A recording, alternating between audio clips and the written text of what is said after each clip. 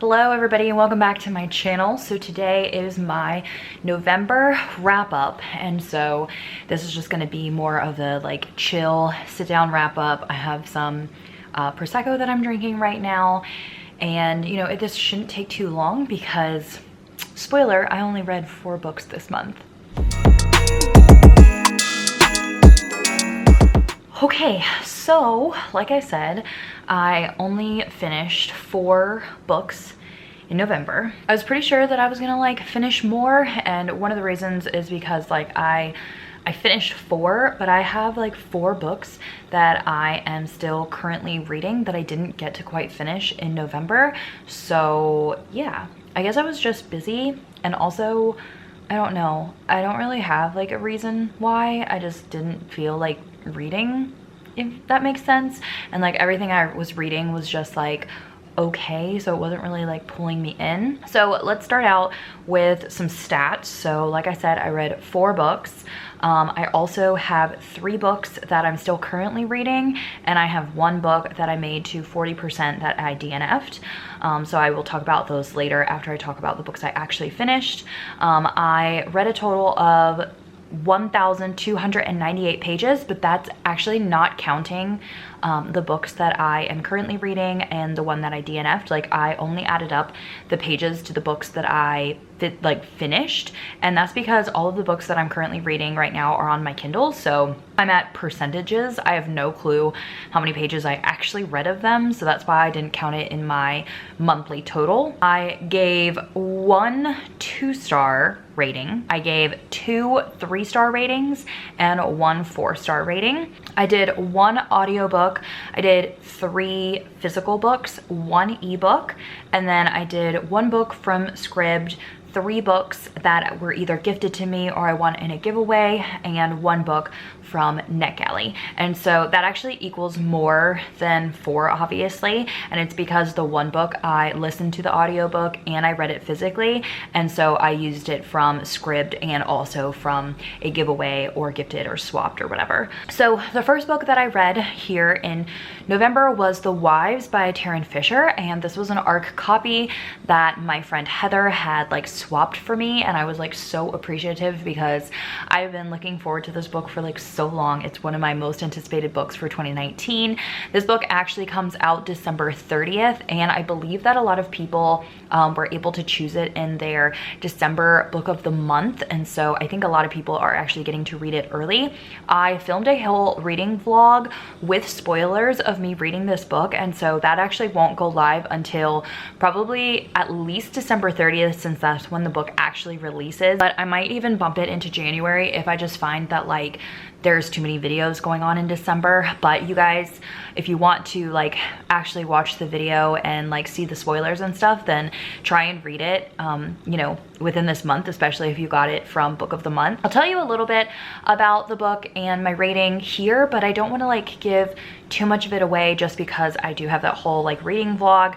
And so I did rate this book 4 stars. I really had to sit and think about what I wanted to rate it because it was just, I don't know, it was really hard. Like I really enjoyed the book, and I did read it, I think in like 1 sitting, maybe? Did I read it in 1 sitting? I don't remember now because this is at the beginning of the month, but I read it in like 1 or 2 sittings, I know. And there were just like some things that I had problems with, and I actually like wrote a whole review on Goodreads, so you can go read that. It doesn't have spoilers in it, but still, it's just like a little bit more of my thoughts after having taken a couple days, like after reading it, to just ponder about everything about it. It is about this one wife whose husband also has 2 other wives. So there's 3 wives total, and he sees his wives on different days. So the perspective that we're reading from is Thursday's perspective, and that's her actual name. And so we only get her perspective throughout the whole book, and it's her dealing with, you know, how she feels about her husband like sharing other wives.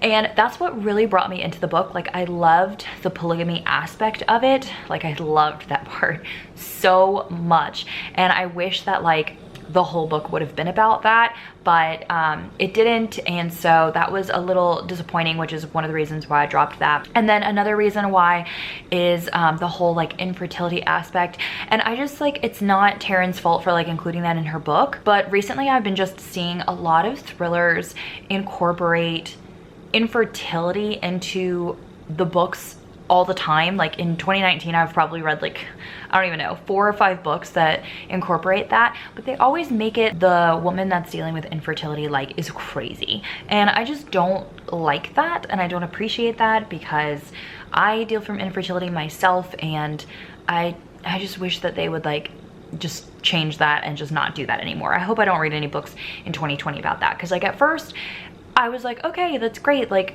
infertility is being talked about in thriller books, like it's being mentioned, it's a thing. Now it's just getting out of hand. So that's kind of like what made my ratings go down. Definitely stay tuned for that reading vlog, because I go much more in depth of what I thought about the book. So the next book that I read was for Buzzwordathon, and that was 24/6.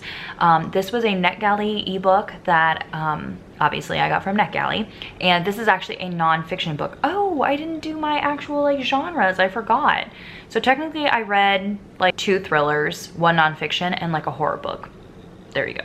Anyway, 24/6 is a nonfiction book, and it's all about having 1 day a week to have a social media detox. And I rated this book 3 stars, and the reason that I docked the stars is because there was a lot of like Jewish background in it that I didn't feel like had anything to do with the topic, and so that was really boring to read about. But the rest of the book was absolutely great in my opinion, and I'm really looking forward to like incorporating this social media detox like in 2020. I want to do 1 day a week where I have off and I don't do any screen time. I haven't decided if I'm gonna like let myself do any like Netflix or like TV time, because I don't watch a lot of TV to begin with, because I just don't have time. But I find myself falling down the internet black hole all like 24/7, and I will waste so many hours of my time doing that. So I really want to focus on that in 2020, and this book was just so great like with that whole aspect, and she has her whole family do it. They've been doing it for like 10 years. It was amazing to read about. Next book that I read was The Other Mrs. Miller, and I actually read this for the Thriller Talks After Dark live show that I do with Shelby from Shelby Taggart Reads and Kendra from Kendra Loves Books, and so I will try and link that video down below and maybe pop it up above for you guys. I actually gave this book only 2 stars, and it was just such an unrealistic thriller. It's just about this like lady, I don't even know how to describe it, because I think the synopsis was like super vague, so I don't want to give anything away.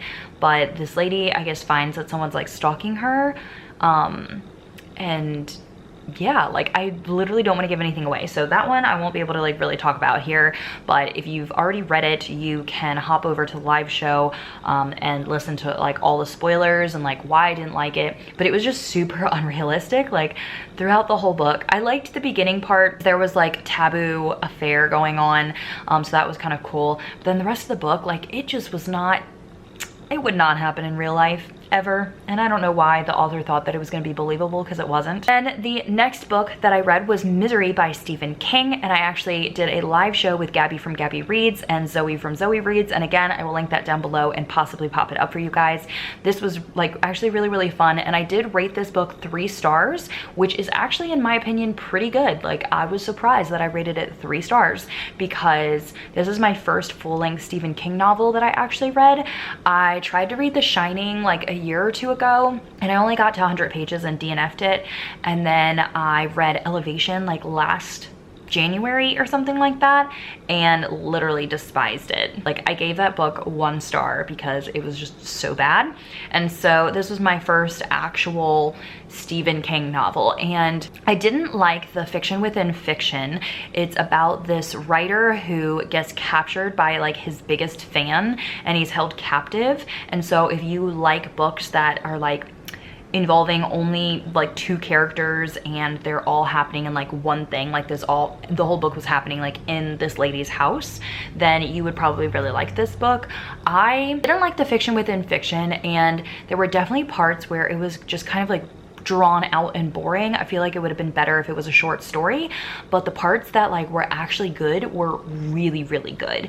And so it was so weird because I felt like I had this love-hate relationship with this book, which is why I had to rate it like in the middle area. But like Stephen King's, like just the things that he thinks about and the anxiety and the gore and like all of that stuff, that's exactly what I need. Like I love that. And so I'm definitely gonna read more Stephen King. I think there's 2 books that I want to read next. I want to read Pet Sematary or The Long Walk. So those are like 2 that are really on my radar. I'm just a little bit scared to read the like longer Stephen King books just because I don't like a lot of description, and it's gonna be a waste of time if there's like so much description, and I just hate it. But this was actually like a pretty good read, and I'm glad that I actually read it because I would have never picked it up if it wasn't for Gabby and Zoe asking me to do the live show with them. So that was like really great. I'm glad that I did that. So then for the 4 books, one of them I DNF'd at 40%. That was Landon Shea by Brittany C. Cherry. And this is actually like a companion series, I guess, kind of technically, from the book Eleanor in Grey, which I absolutely love. I gave 5 stars to, and I have a whole reading blog for that. I love that book, but Landon Shea is like a hate to love romance, and I despise hate to love romances, and I'm just not feeling reading it. Like I feel like I just keep like pushing myself to read it, and I don't care about the characters, I don't care about what's happening. And so there wasn't anything that like super turned me off of this book. It just was like legit boring to read, and so that's why I decided to DNF it at 40%. So that was my DNF for the month. And then currently I am still reading Bernal, which is a book that I have to finish reading by December 4th because I'm reading it for like a PR group in like on Facebook, and I'm about 66% done with this book, and it's just a romance. It's like a taboo romance, so I'll talk about it more in December when I actually like finish it. And then I'm still 25 days through 100 Days of Sunlight, which is a book that I started for Buzzwordathon, and I do like this book. I just haven't had a chance to like finish it. This is about a girl that gets in a car accident and she ends up being blind, and so we're reading like through how it is to be blind after, you know, like being in a car accident like that. So that one's pretty interesting. It's from NetGalley, so that's why I'm reading it. And then last but not least, but I'm still reading The Carnivore Diet, and I'm 138 pages into this one, and it's not too big. I think it's only 200 and some pages, but I just haven't finished it with like Thanksgiving and everything going around. I thought I was gonna get a lot of reading in, but did not get to finish all of these books. So is my wrap up for November, and I'm really hoping to get more reading in December. I'm trying to like stay on top of everything, but I do have a lot of videos coming out in December also for both of my channels, so I'm just always a busy person. But I actually like hit my Goodreads goal last month, and so my goal was 100 and now I'm at 104, so that's pretty good. Like at least I'm not like pushing myself to read to like hit a goal since I already hit it, but there's so many books that I want to read in December. So that is it for this video. I hope that you guys had a great reading month in November. I hope you're excited for your December reading month. Definitely let me know down in the comments like how your reading went for November, or you know, your future reading for December, anything. Just say hi to me in the comments. That would be great too. I will see you guys in another video soon. Bye everyone.